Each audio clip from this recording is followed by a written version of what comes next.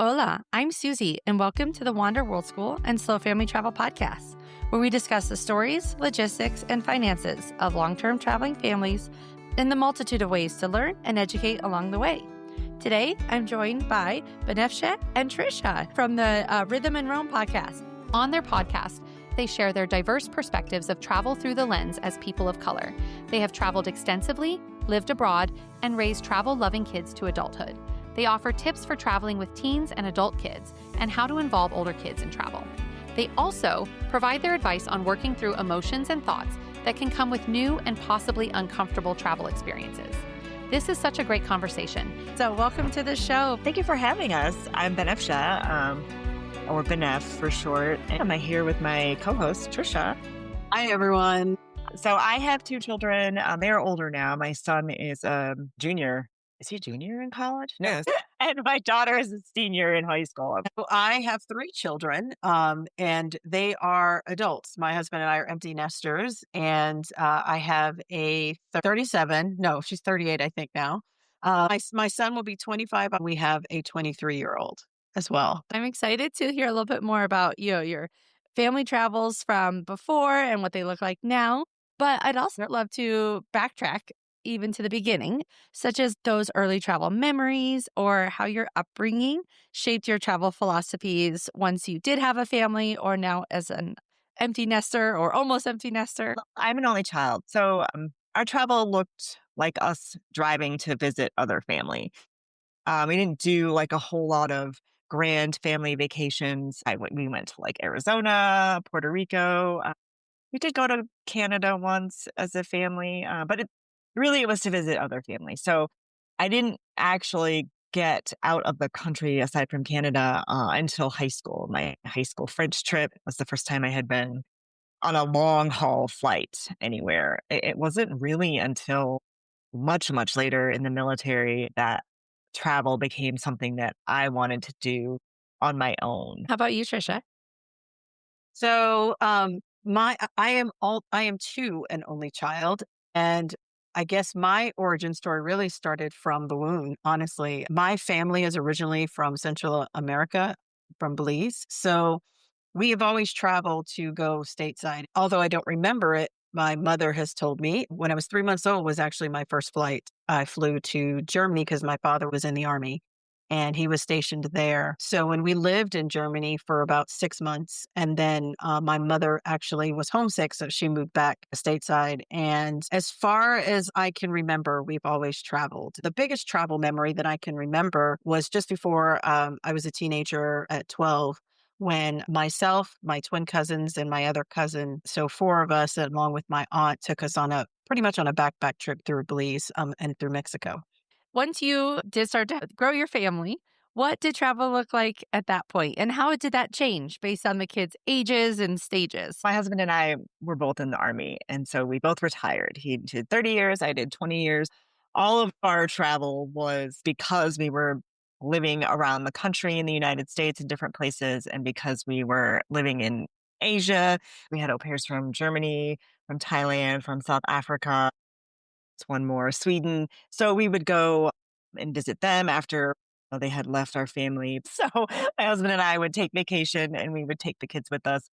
But they were always going to a public school. So we did have to navigate our vacations around their schooling and also like our availability for taking leave together at the same time. So I'm the planner in the family. I love to plan vacations. I enjoy like doing the research. And so I did all of that, and I would structure it so that we had definitely things to do, but not all hours of the day planned. So I would plan like just a relaxed day. Like, this is a day where we're just going to hang out by the pool or we're just going to go to the beach. And the kids really enjoy it. They love to travel. They were following us along. It wasn't until they were adolescents that they started to have more of an opinion about like what they might want to do on the trip. And that's where I might get some feedback as to if they really wanted to do this particular thing, particularly when it came to walking around. They were like, I don't want to just walk around aimlessly. Like, where are we going? Is there an actual goal to this?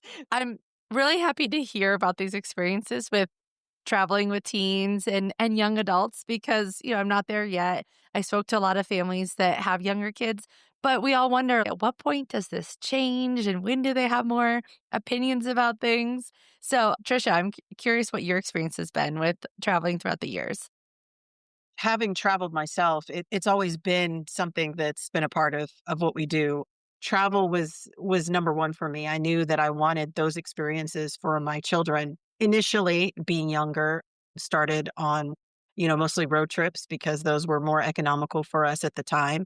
But as they got older, particularly wanting them to travel internationally, we really plugged into what the school had to offer. We were very fortunate to live in a community where the high school saw value in travel for the children. So whether it was through history class or whether it was through music and band, I actually took my first trip with at the time my teenage son. The summer before his junior year, we traveled for 2.5 weeks. We did 7 cities along with his band.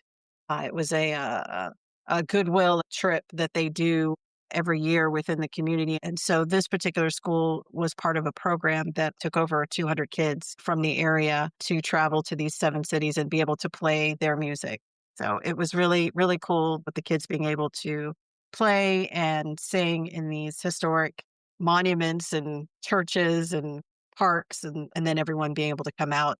What was really neat is to see how the international community was there for these children because they knew that this concert was coming and it was a yearly thing. So also my youngest child, Julia, she also had that opportunity to go with her history class to Amsterdam, Brussels, and Paris. And that was her first foray into travel and did not want mom to go. So she's very independent. So I let her go with her class. My oldest was an athlete and actually ran track and played basketball year round, but she traveled through athletics. Love the opportunity to combine travel with an educational or a group activity. I really wanted to go to big cities in Europe when I was early high school, and my parents didn't want to go back to cities they had already went. So I did a school trip to London, Paris, and Rome. And I remember it so clearly because it was an opportunity to exert some independence. And then Right. I was so motivated. I wanted to sign up for a swim trip and I saved up. I worked hard. I think I went after junior year.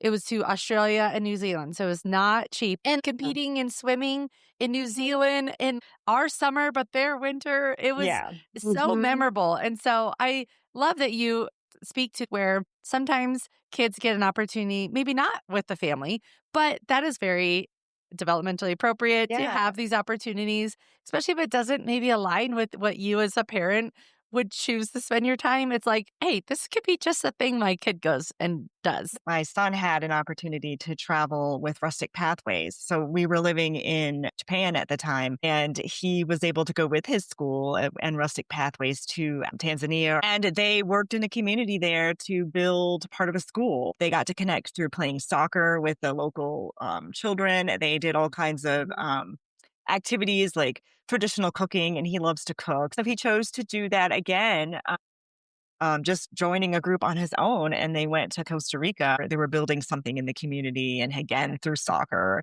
My daughter was less so wanting to do that, but she did just do a 2-week program in Ireland with the University College of Dublin there. So that was a summer program that they, come introduce you to the college.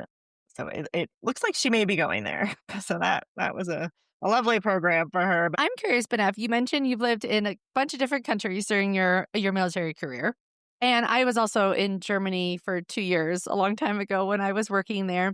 I'm curious what your perspective was about living in those countries. Obviously, very much US centric, but I was like living in the German community and participating in things. I'm wondering how that shaped your family, especially your kids, like growing up in different countries, and how you integrated between, okay, I have this job, I have to go do this like American thing, but also living in other communities and trying to soak that up while you're there. We lived 2 different times in Japan and then also 2 different times in Korea, different locations each time. We had that safety net of living on base, but that stressor of having to figure out all the things wasn't there. but it allowed me to really get out. It's the first time we lived in Korea, like I was all over Seoul. We were right in the middle of Seoul, and I dragged the kids everywhere. When we were in Japan, we were always traveling. So we would take trips and drive different places, or we would fly. And so I encouraged us to get out, even if we're just taking a local train a couple of stops away, to get out in the community and see things. And that was really nice about the US military community. They were big on exploring. Like we were ambassadors for the United States. And so we tried to go out and interact with the locals and reinforce positive American experiences or interactions with Americans. And so I do think that the kids benefited from that because, my son, he started taking Japanese. He's still taking Japanese in college. He loves the language. He loves the culture. My daughter just knows that she wants to go to school abroad. And so I think that us trying to just engage throughout the community, and the schools did a good job too of like going out and interacting with local schools. And so they would go and spend a day with like a local school and see how they did school. We did a lot of festivals, so they got to see the traditions of the Koreans, of the Japanese. We did go to museums. I think that piqued their interest for more, especially for my son, for wanting to travel on his own, for going into the hospitality industry. He knows that he wants to somehow work with travel. And, for my daughter, for just wanting to get out of the United States and see other countries. And this is a great perspective that you carry because your kids did move around a lot growing up. I'm curious if you could share a little more about that because sometimes when I talk about us living in Spain or doing some long-term travel or moving abroad for a while, I get some questions around like stability for kids. And I always think, okay, stability is our family. We're a big part of their life and we're there still, regardless of where we are. And then B, I have a lot of friends that grew up as military brats, you could say, and they are awesome. They have friends around the world. They just have a different perspective. And it doesn't mean that there weren't challenges with moving, especially by the adolescence years. I know that can get extra tricky, but I don't necessarily think that it's overall lost to have had these unique experiences moving around. Because I didn't. I moved one time and that was like traumatic for me. So I was concerned about what it was going to be like for them. I do think that the military community understands that just inherently. And so children are really quick to reach out and make friends. You gotta cut the time short so that you're not, spending 7 months trying to make friends. And so they became very adaptable, very flexible to different environments. I was worried about that, but honestly, they were fine. The community pieces is so important. You guys met through Paul, who's your other co-host on your podcast, Rhythm in Rome. And Trecia, you were not in the military growing up or like as an adult as well. Have you been in Texas the whole time? And have your kids then had a little bit of the opposite experience being more in one place while they were growing up? As I stated earlier, living in Belize, my parents were divorced when I was very young, when I was about 4. And the reason why I moved, my mother sent me to Belize to live with my great grandmother. Then, so she moved to Texas, to Houston. And then I lived here for probably until about ninth grade, moved back to New York and actually lived there, high school, and then part of college. And then from that place, we moved back to Houston. So having the back and forth and always being the new girl in school, I had a lot of changes throughout my upbringing as far as having to restart over. So now being in Houston, we did stay put because I felt it was important that the children actually had roots, and that they were able to go to school and they were able to, have friends because I understood what that was to be that new person and trying to forge those relationships. So I feel that very much grounded me in wanting to be integrated into a community, but realizing that travel was still very much a part of my life. I needed to be able to bestow onto my children. So that's why, yes, we took a lot of trips and living here, establishing a career here. It was we very much were planted here with our children. That's a good segue to the financial and logistical side of family travel. What jobs or what resources did you have that helped you fund travels? When my husband and I were both working, to be honest, we did not like have a travel budget. We were just gonna go and do whatever, like, because it just we were making enough money that we didn't need to plan for it. And then that when I retired, it took us like several months to a year for that loss of income to like really sink in. And so we continue to just spend the same way. And then wait a minute, we need to actually plan a little bit better. And this time our kids are older and we're not all staying in one room. And so we're needing three different rooms. So now it's like, hold on now, these rooms are not inexpensive. And in fact, our financial planner, she was like, okay, with your retirement and then my husband was working again, how are you not making ends meet here? Like, why are you in the red each month? I want you to go for the last year of your credit card bills and figure out what is happening. And when I did that, it's the travel because we were taking the trip and I was like, all right. Yeah. Like these are the things that our financial planners like, stop it with that crap. Like, no, you need to save up in advance for these trips. I've had to really check myself with that and to realize that if we're going to travel as a family now, it's more rooms involved, more plane tickets, just like everything is more expensive. I think that is the reality of kids aging is that Yeah. actually it does not get always cheaper, especially in the young adult phases. I could relate to my early career being a solid paycheck. You just know it's going to be there. You don't necessarily think about the budgeting piece until, oh, wait, I need to actually look at this more in depth. But Yeah. how about you, Trisha? I live to travel. It's always been, kind of go broke or go home when it comes to travel, at least in my mind. But seriously, how we afforded it is group travel was always a big thing for us. Even now, when we do go abroad, particularly when we go to a new place, I will take the opportunity to do a group travel because it's just first of all, it's more manageable and you're able to make payments, if you will. So it's not just one lump sum, just being more economical in the sense where you're sharing those costs of the tour with others. It also had the piece of something to look forward to, something that everyone could get involved in. And so this is what we're doing. It's kept me organized as far as itineraries and different things in that nature. Now that our children are older, my children have continued to travel. Again, my son still travels for music because he does gigs. My youngest actually just got back from Japan with her boyfriend, and they had a 2-week trip there. She's traveled on her own to Dublin, to England, and all these other places with friends.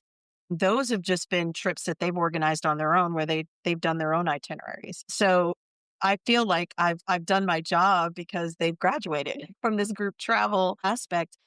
Again, my oldest daughter has not done a lot of traveling abroad, and I've actually traveled more with her as an adult than I'd have with my younger two because I just feel like she didn't have the opportunity when she was younger just because of where we were in life, maybe financially. So I feel like I owe it to her to do things, but not to mention she's a lot of fun. So we have a good time together. And now we do not pay for our adult children to go anywhere. If you want to go, this is how much it is. We'd love for you to come, but if you can't make it, we'll get you next time. So it is definitely cut off. Was that transition really when they started making their own money, or how did that come? No, it actually happened organically, really. When we started getting into that advising mode as opposed to parenting in that sense, and when they were asking our opinions, we felt that with the independence should come financially as well. They needed to know specifically how much this was going to cost, in relation to how they live and if whether or not, that was going to be feasible for them. So I just felt like it was just a natural step.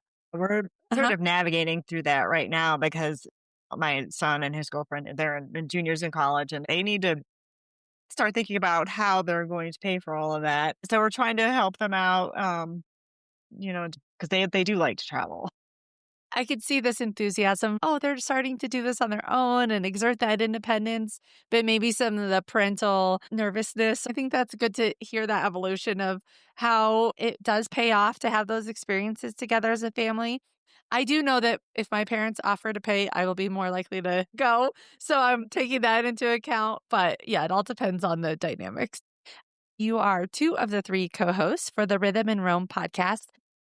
On your show, you explore cultural diversity through the lens of travel. How did your podcast start, and what have your favorite conversations been between you two and Paul, your other co host? It started because Paul and Trisha had the idea of a podcast. And as they reconnected and started talking about it, it started to become a reality. We love travel, but we don't want to talk about the best hotels or the best tour to do. We wanted to make it different somehow.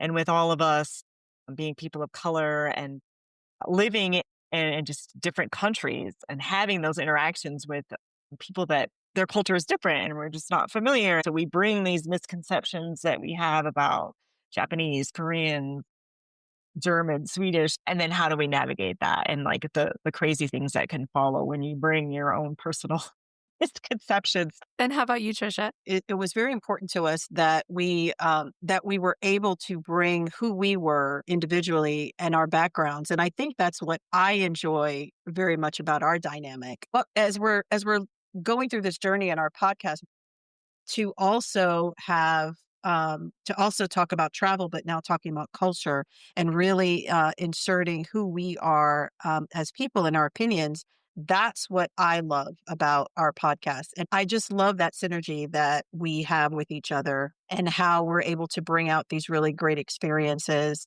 or not so great experiences and being able to talk about it. The conversations can be so important. And to mention, Paul is living in France for a while, right? For about 5 years. But has no children, whereas you bring the dynamic of you each have families and have lived abroad, but currently in the US. So very different perspectives. And you bring up representation, representing diverse communities, especially in travel. When people want to travel, they might be thinking, I want to do this to experience other cultures, maybe ones that I can't really get to know very well in my home base. They want to experience things that are different than what they're familiar with. Tell me more about what representation in travel means to each of you. The interesting thing is, and Susie, you mentioned it, really is just that we travel because we want to be able to experience other cultures. For folks who are Caucasian or white, that's what they're doing. We already have that instilled in us because of the different cultures that make us up. Because I'm Belize American, Benef is Afghan and Black, and Paul is Jamaican, American.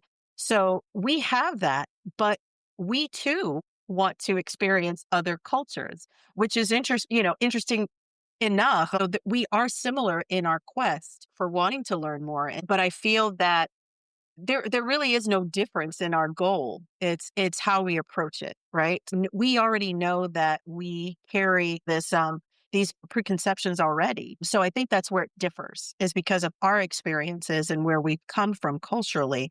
That's how we approach this different. And I think that's where our podcast meets in those discussions. That's such an important perspective. Well said, Trisha. My mom is from Afghanistan and my dad is Black. I identify myself as just American. Like I didn't, unfortunately, grow up immersed in Afghan culture. And so I do strive to understand that better. And I do strive to understand Black history better. But I think of myself as American. And so when I go and travel, I am identifying myself as American first. But because I do have some melanin, people are like, well, but there's more. Like, you can't just be American. Where are you actually from? They always want to know the ethnicities, the race behind who I am. I just find that interesting because I didn't really understand that people have that curiosity until just recently going to Ireland and wandering around and not seeing a whole lot of people of color. So that when I did see someone, I was like, well, where are they from? Like, I automatically thought, well, they can't be from Ireland, clearly, because Ireland has white people. And I was like, you know what? I do the same thing. So now I have more grace for people that are like, where are you from? Instead of getting irritated with that question that has been a repeat question every time I meet somebody new. So it's like traveling and actually recognizing that I do the same thing. I realize that because we've written a workbook of questions to go along with our book, Staying Sane While Traveling in a Crazy World. And I took the time to answer those questions. And then I realized that I was doing the exact same thing. Like I wouldn't have even had the opportunity to reflect on that if I hadn't been answering the questions that we wrote in our own book. I want to ask in a moment, how do we Yeah. stay sane? But just to touch real quick on one thing that I've thought a lot about is our home base is Denver, Colorado, which I feel very lucky that we do have very diverse communities. My kids go to a dual language school when we're here with people from all different backgrounds. And my kids are friends with people that I definitely did not have an opportunity to befriend in a small town growing up. So I'm like, we are in a place where we are getting to see how different people live, but I still feel like it's through this lens, this window of being in the US. And that is where I rationalize my desire to travel outside the US is to see it from the perspective of wherever we are. I love the melting pot aspect of parts of the US, but it still is here, if that makes sense. I get lots of thoughts, especially with some of the countries and cities that have anti-tourism, is how to be an ethical and kind traveler and tourist in other places. Do they want us there? It can get really complex to think about all these factors. So I'm wondering how you've thought through some of this. Susie, you bring up a really good point about the fact that even though you may be in a diverse community or an area where your children have these opportunities to meet people of different races and cultures and different things, we still have that filter of being in America. And our children, they live in this bubble, particularly if you're out in the suburbs. You live in this bubble where things are a bit like it's very smooth, it's very planned, it's very toned down for your children. And I think to a certain degree it needs to be, as particularly when they're younger. But I feel that as your children grow older, they do need to experience that, at least to where they can comprehend. And even if you're there as a guide with them, it is important that they see how others live, because when that happens to them, they find out, just like we do very, very quickly, that people are people the same everywhere. People are still working, they're living, they're going to school, they're relating, or they're taking advantage of opportunities, they're failing, they're making mistakes. Once they see that, it brings a whole new perspective on their upbringing and their thought process and how the world works. It's global now. So there are other people over there. So that's what Benef and I have awakened in our children. And I think in any parents that want their child to experience travel and cultures and different things, is that they're never the same. And you notice the difference in that. And you notice the quest and the lust for wanting to connect with people, no matter who they are. The love of travel and our love for people has definitely been grounded in the world that we create for our children. You're right. Like locally, if I go to a festival, it's maybe the highlights of that culture. Whereas if we're in that country, we're seeing the day to day, and you do learn that overall, the majority of people want very similar things. They want to live happy, healthy lives, surrounded by family and friends and people they care about, and they want to live in safe communities. And it just does help allow us to even the playing field, even though at the same time, the world is big and beautiful. It is also complex. So that ties into the book you mentioned, How to Stay Sane While Traveling in a Crazy World. Yeah. So how do we stay sane? We decided to have this book to complement our podcast because of the lens that we take with travel and the cultural diversity. And so it's the mental part of it. How do we interact with people when we are going to some place that's unfamiliar? We might be a little bit nervous about it, cultural differences. We don't know the language. How do we prepare for that? And so that's what the book aims to do with structure. And we use the acronym ROAM, ROAM, and it, ties in nicely to our name of our podcast. But the first thing we need to do is recognize our misconceptions, that we do have them, and where are they coming from? Because it's going to be different for each person. But a lot of it is through American media, maybe through schools, through our families, our friends.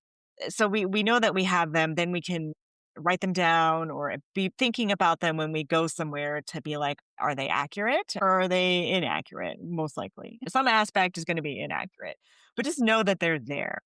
And then once we get to where we're going, observing the differences, because that's the first thing that usually hits us in the face, how everything is different. And that's usually what causes the most anxiety. So if we're ready to observe them, we know that there's going to be differences. Then we can also be prepared for that too and just take it all in and accept that the A part, there might be clashes with just the vastness, depending on how different the culture is. And for Americans, the further east that you travel, the culture tends to get very, very different. And so there could be clashes and just accept that might be the case and to know that we might need support, whether it's from family, whether it's from friends. And then finally, because you had talked about the similarities of us as human beings, is to maximize those similarities and really look for them. Like people want what's best for their family. They want to be happy. They want to engage in community.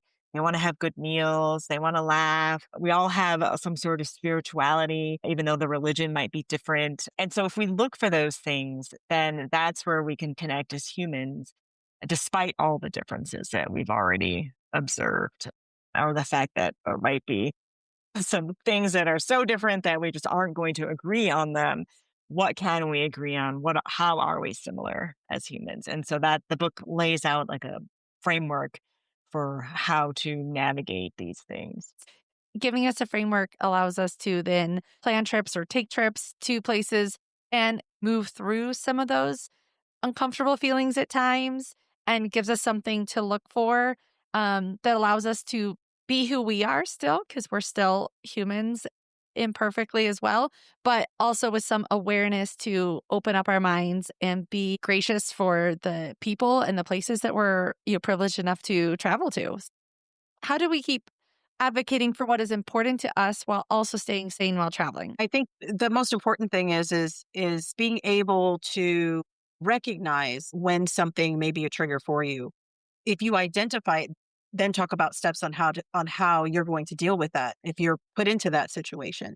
So there's a little bit of planning that goes along with that. But I think more importantly, we have to remember that we are all human when we travel, that this is just another person trying to understand, and don't take this personal offense to that. So when traveling, recognizing when you may have some anxiety and having tips or things that might be able to calm you, whether it be affirmations, whether it be, writing down your feelings, because you can manifest those in the moment if you're planning, right? You can manifest that. And then you're able to calm yourself down so that if you're faced with that experience, you're able to move forward through it. And also do the research before traveling to the country so that you can prepare for surprises or to not be as surprised, especially if it's a country where human rights maybe are not the same as they are in the United States, or women's rights are different. And so you might know that you're going to have to dress a certain way, cover your arms, cover your legs, and to not be offended by that if you know in advance that to be respectful in their country,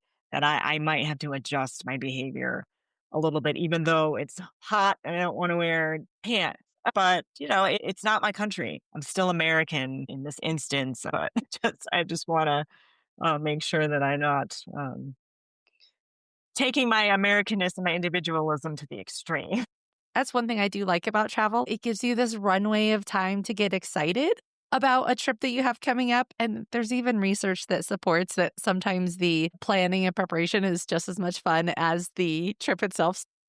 Part of that could be, okay, we're going somewhere because it's beautiful or offers this, but what are the cultural situation, the religions of the country that we're going to, and how can I make sure that I'm being aware and showing up as myself, but also as someone who doesn't want to offend people in their day to day. It's a balance of respecting where we're going, learning about it ahead of time, knowing that it's okay to make some mistakes here and there, and we just learn and we adapt. And we become better humans by these opportunities, especially for our children, to see that we don't always know everything and we're also learning. It just gives them a chance to know, like, hey, it's okay. I tell my kids when he makes a mistake, and I'm like, we're all learning, we're all growing. Let's try to prevent it, but things happen, and that's okay. This has been so fun to hear more of your perspectives. I would love if you could share any resources, tips, tricks, and you mentioned like group trips, Tricia. Anything that we could share with listeners to help them in their future travels. The group that I use when I do my group travel, it's actually a student travel group, but they also have adult tours, and it's passports.com. I have traveled with them several times, and I've been doing it now since 2001. So I am the leader in a sense, and then I will actually take a group of friends or colleagues and organize a trip that way. But what they also offer is if you are a single traveler or it's your family, you can buy into that group trip. So if there's a trip that's already going, you can actually feed into this trip depending on wherever you want to go. So that is actually a very economical way of traveling, particularly if you're thinking of going abroad. I would add that as your children age, to include them more and more in the planning process so that they learn what is involved, the costs involved, how to save for it in advance, but then they're having some input into the trip, and they get to do the things they want to do. They have buy-in. I am a big proponent of having the kids do a presentation. I love that idea. I've seen that more and more of parents when they're thinking of where they're going to go on their vacations, is that they have each child prepare, a slideshow, or they color photos or whatever that is. That in itself is sometimes just half of the adventure of deciding. They have to come up with an itinerary, how much it's going to cost, how you're going to get there, what's the flights. It really does cause this excitement, but more importantly, it's educating your children on what it takes to travel. If people want to connect with you, where can they find you? We are known as Rhythm and Rome, or Rhythm Rome BBT, which is our first initials, Benef and Trecia, on Instagram, on Facebook, as well as TikTok. And LinkedIn. We do have a website, rhythmandrome.com. That does have all the information for our YouTube channel, for how to find our podcast, how to purchase our book, whether it's a print copy or an ebook. And if you'd like to sign up for our newsletter, I'll make sure to link all of that in the show notes so people can check out your book as well as your podcast and hear those great conversations that you continue to deliver over on your show. Thank you.